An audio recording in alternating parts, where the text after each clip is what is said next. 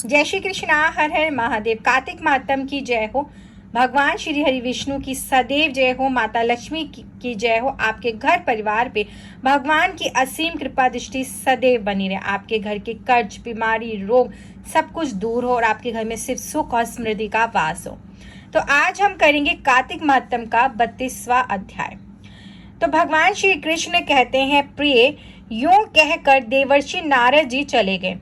फिर यमराज अपने सेवक के द्वारा उस ब्राह्मण को संपूर्ण नरकों का दर्शन कराने के लिए वहां से ले गए।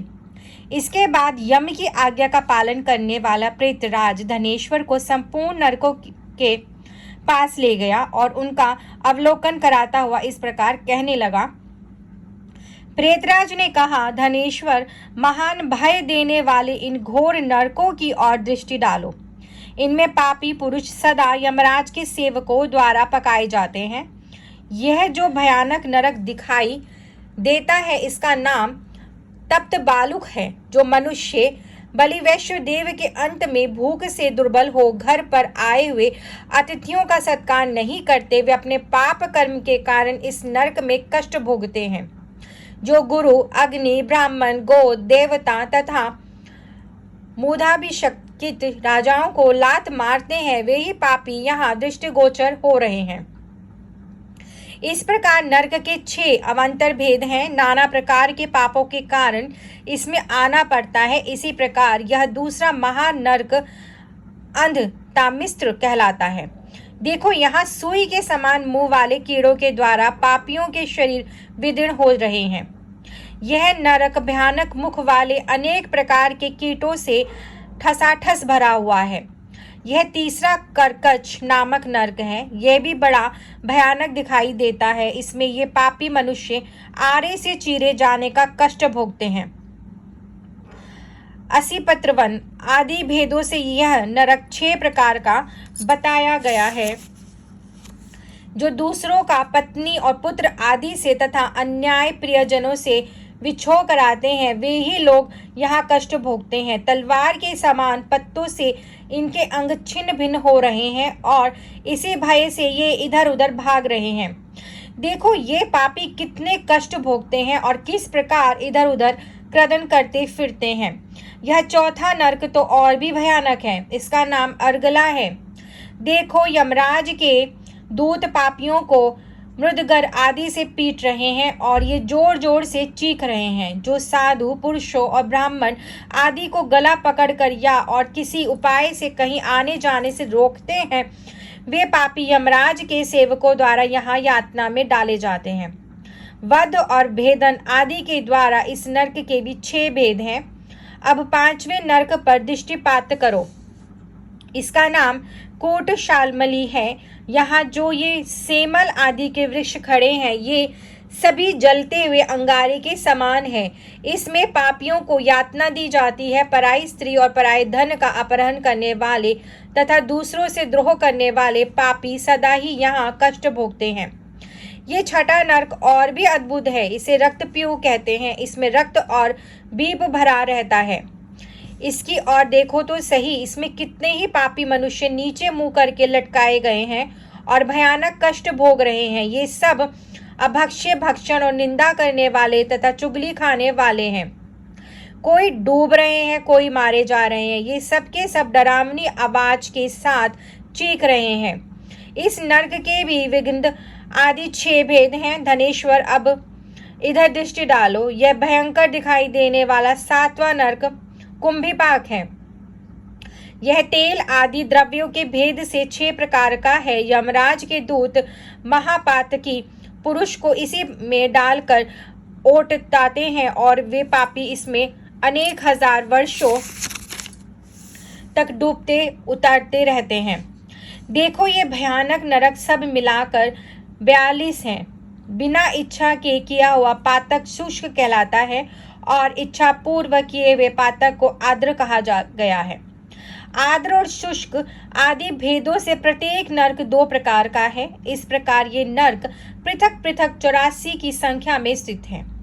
प्रकीर्णन, अपकंते, मलिनीकरण, जाति भयशंकर, उपपातक, अतिपातक, महापातक, ये 7 प्रकार के पातक माने गए हैं। इनके कारण पापी पुरुष उपयुक्त 7 नरकों में क्रमशः यातना भोगते हैं। तुम्हें कार्तिक व्रत करने वाले पुरुषों का सत्संग प्राप्त हो चुका था, इसलिए अधिक पुण्य राशि का संचय हो जाने से नरकों के कष्ट से छुटकारा मिल गया। भगवान श्री कृष्ण कहते हैं, सत्यभामा इस प्रकार प्रेतराज धनेश्वर को नरकों का दर्शन कराकर उसे यक्षलोक में ले गया तथा वहां जाकर वह यक्ष हुआ। सूत जी, भगवान श्री कृष्ण की जय हो। अब हम करेंगे कार्तिक महत्तम का 33वां अध्याय। सूत जी कहते हैं, महर्षियों, भगवान वासुदेव अपनी प्रियतमा सत्यभामा को यह कथा सुनाकर सायंकाल का संध्योपासन करने के लिए अपनी माता देवकी के भवन में चले गए। इस पाप नाशक कार्तिक मास का एक ऐसा ही प्रभाव बतलाया गया है। यह भगवान विष्णु को सदा ही प्रिय है तथा भोग और मोक्ष रूपी फल प्रदान करने वाला है। रात में भगवान विष्णु के समीप जागना, प्रातःकाल स्नान करना, तुलसी की सेवा में संलग्न रहना, उद्यापन करना और दीपदान देना, यह कार्तिक मास के 5 नियम हैं। इन 5 नियमों के पालन से कार्तिक का व्रत करने वाला पुरुष पूर्ण फल का भागी होता है। ऋषि बोले, रोमहर्षण कुमार सूत जी, आपने इतिहास सहित कार्तिक मास की विधि का भलीभांति वर्णन किया। यह भगवान विष्णु को प्रिय लगने वाला तथा अत्यंत उत्तम फल देने वाला है, इसलिए इसका अनुष्ठान अवश्य करना चाहिए। परंतु यदि कोई व्रत करने वाला पुरुष संकट में पड़ जाए या दुर्गम वन में स्थित हो अथवा रोगों से पीड़ित हो तो उसे इस कल्याणमय कार्तिक व्रत का अनुष्ठान कैसे करना चाहिए? सूत जी ने कहा, महर्षियों, ऐसे मनुष्य को भगवान विष्णु अथवा शिव के मंदिर में केवल जागरण करना चाहिए। विष्णु और शिव के मंदिर ना मिले तो किसी भी मंदिर में वह जागरण कर सकता है। यदि कोई दुर्गम वन में स्थित हो अथवा आपत्ति में फंस जाए तो वह अश्वत्थ वृक्ष की जड़ के पास अथवा तुलसी के वृक्षों के बीच बैठकर जागरण करे। जो पुरुष भगवान विष्णु के समीप बैठकर श्री विष्णु के नाम तथा चरित्रों का गान करता है, उसे सहस्त्र गोदानों का फल मिलता है। जो आपत्ति में फंस जाने के कारण नहाने के लिए जल ना पा सके अथवा जो रोगी होने के कारण स्नान न कर सके, वह भगवान विष्णु का नाम लेकर मार्जन कर ले। जो कार्तिक व्रत के पालन में प्रवृत्त होकर भी उसका उद्यापन करने में असमर्थ ना हो, उसे चाहिए कि अपने व्रत की पूर्ति के लिए यथाशक्ति ब्राह्मणों को भोजन कराए। उनके संतुष्ट होने पर भगवान सदा संतुष्ट होते हैं, इसमें तनिक भी संदेह नहीं है। जो स्वयं दीपदान करने में असमर्थ हो वह दूसरों को दीप जलाए। तुलसी वृक्ष के अभाव में वैष्णव ब्राह्मण का पूजन करें, क्योंकि भगवान विष्णु अपने भक्तों के हृदय में सदा ही विराजमान रहते हैं। अथवा सब साधनों के अभाव में व्रत करने वाला पुरुष व्रत की पूर्ति के लिए ब्राह्मणों, गौ तथा पीपल और वट के वृक्षों की सेवा करे।